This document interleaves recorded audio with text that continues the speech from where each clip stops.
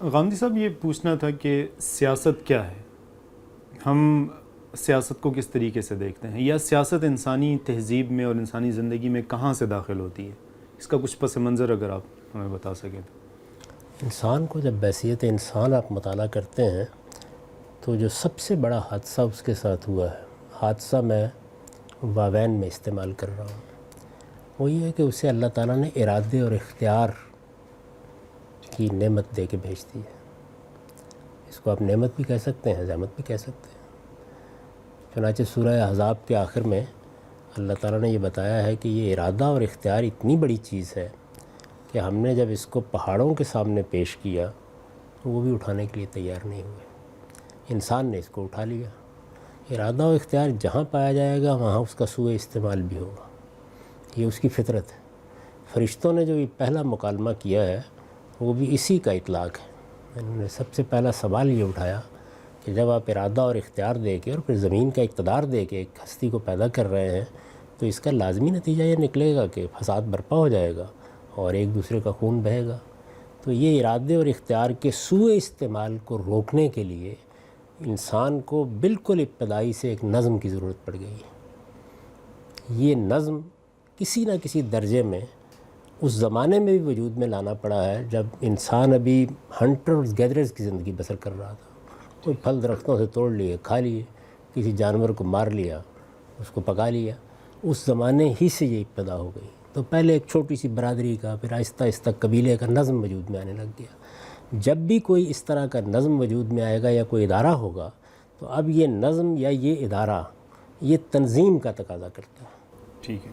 تو معاشرے کی سیاسی تنظیم سے ریاست وجود میں آتی ہے۔ اب اگر آپ یہ دیکھیں کہ انسان کے ارادے اور اختیار کے سوء استعمال سے جو چیز پیدا ہوئی، جب ہم نے اس کا ازالہ کرنا چاہا اور اس ازالے کے لیے ایک عمل کی ابتدا ہوئی، تو اب یہ سارا عمل اپنی ابتدا سے لے کر موجودہ زمانے کی منظم ریاست بلکہ اس سے آگے بڑھ کر ریاست کے عالمی نظم تک یہ سیاست ہے۔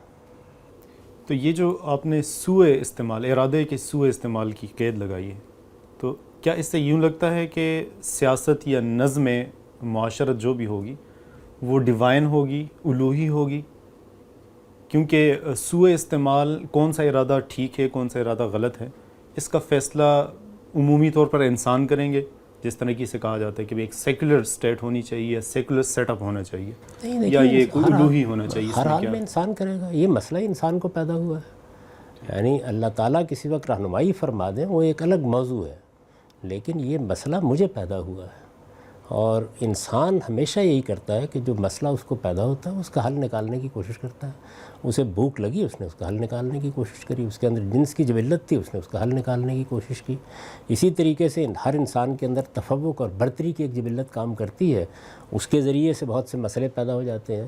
تو جب دیکھا گیا کہ رہ رہے تھے، بہت اطمینان کے ساتھ زندگی بسر کر رہے تھے، کسی ایک آدمی کو کچھ سوجھ گئی، کوئی کسی پر عشق سوار ہو گیا، کسی پر کوئی چیز چھیننے کا کوئی دائیا پیدا ہو گیا، تو اس کو روکنے کے لیے آپ کو نظم کی ضرورت پڑ جاتی ہے۔ یعنی اب کیا کیا جائے؟ اگر تو سارے لوگ اعلیٰ اخلاقی اصولوں پر زندگی بسر کر رہے ہوں، کہیں تجاوز کا کوئی امکان نہ ہو، جو حدود متعین ہیں انسانی فطرت کے اندر، جن کا شعور ہمارے اندر ہے، ہم ان کی خلاف ورزی کبھی نہ کریں، لیکن کرتے ہیں۔ جب کرتے ہیں تو پھر یہ ضرورت محسوس ہوتی ہے کہ اب کوئی نظم پیدا کی، یہ ضرورت ہمارے اندر سے اٹھی ہے۔ یہ بالکل اسی طرح کا عرض ہے جس طریقے کا عرض ہمارے لیے اپنی دوسری جبلتوں کی تسکین کے لیے پیدا ہوتا ہے۔ یعنی یہ کوئی الوہی چیز نہیں ہے کہ آسمان سے ایک سیاسی نظم بنا کر ڈال دیا گیا ہے۔ جو خاندان کا ادارہ ہے، اس کے بارے میں تو آپ یہ کہہ سکتے ہیں کہ یہ اللہ تعالیٰ کی اسکیم کے نتیجے میں ناگزیر ہو گیا۔ یعنی اگر وہ فیصلہ کر لیتے کہ جو انہوں نے مخلوقات پیدا کرنی ہیں، ان مخلوقات کو پیدا کرنے کا یہ طریقہ نہیں اختیار کریں گے جو اب انہوں نے اختیار کیے، یا مثال کے طور پر انسان کے لیے یہ طریقہ نہیں اختیار کریں گے، آپ درختوں سے توڑ کے بچے لے آئیں گے تو مسئلہ پیدا نہ ہوتا۔ تو مسئلہ پہلے ہمارے اندر پیدا ہوتا ہے۔ اب اس کا یا تو وہ مسئلہ ایسا ہے کہ جس کو اللہ تعالیٰ اپنی اسکیم کے تحت حل کرتے ہیں، تو آپ کہہ سکتے ہیں کہ اس میں تو ایک نظام خود اللہ ہی بنائیں گے تو کچھ ہوگا، ہم تو کچھ نہیں کر سکتے۔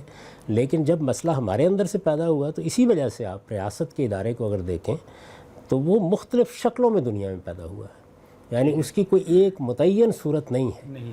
تو اپنی ذات میں تو یہ جتنا عمل ہے یہ ایسے ہی ہے جس طرح سے آپ معیشت کی جدوجہد کرتے ہیں، کارخانے بناتے ہیں، جس طرح آپ پہیہ ایجاد کرتے ہیں، آپ نے کھیتی باڑی کرنی شروع کر دی، اس کا عرش تو اللہ تعالیٰ ہی نے رکھا ہوا ہے اندر، اس کے دائیات بھی اللہ ہی کے پیدا کرتا ہے، ان کی تسکین کا جذبہ بھی اللہ ہی کا پیدا کرتا ہے، وہ عقل بھی اسی خدا کی دی ہوئی ہے جس سے آپ اس کا حل تلاش کرتے ہیں۔ لیکن یہ کوئی الوہی منصوبہ اس لحاظ سے نہیں ہوتا کہ آسمان سے بتایا جائے گا کہ از راہ کرم آپ ایک ریاست بنا لیں، آپ ایک قبیلہ بنا لیں، یہ چیز نہیں ہے۔ چنانچہ جب قرآن مجید نے اس کو بیان کیا تو وہاں پر بھی اس کو فطرت کے اظہار ہی کے اسلوب میں بیان کیا ہے، وَجَعَلْنَاكُمْ شُعُوبًا وَقَبَائِلَ لِتَعَارَفُوا، یعنی جس طریقے سے میرے اندر بھوک کا ظہور ہونا ہے اور میں نے تگ و دو کرنی ہے کہ مجھے اسے مٹانا ہے، میرے اندر حصے ذائقہ رکھی گئی ہے، میں تگ و دو کروں گا کہ میں اس کی تسکین کروں۔ بالکل اسی طرح سوء استعمال سے پیدا ہونے والے مسائل میرے مسائل ہیں، میں نے ان کو حل کرنے کے طریقے نکالنے ہیں۔